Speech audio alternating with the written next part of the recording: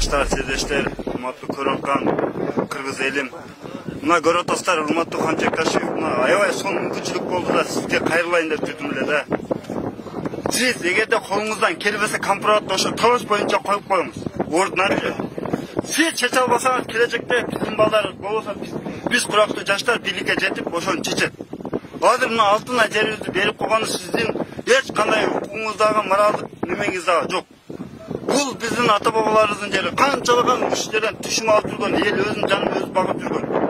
Анан кече парламентте башкыда сүйлөп, анан бүгүн башканы сүйлөп, барып олтуруп, мен билбей 100 гектар берип коюптун, эми 50 гектар беребиз деп. Кара сууктарга да кайрылат элем, ошо 20 гектарыңарды дагы бербегиле.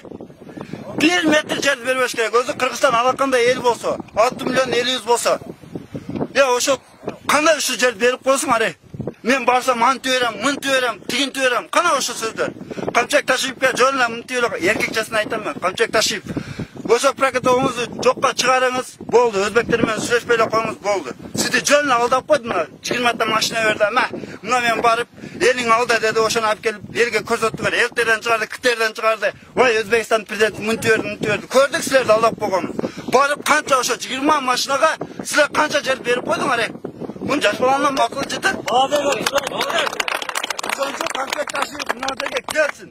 Келип, ушу компроматтын жегинде жашаган эл менен жолугуп, эсептешип, түшүндүрүп берсин. Болбосо отставкага кетсин. Колунан келбей кетсин отставкага. Болду, ошо. Бербейбиз. Бербейбиз.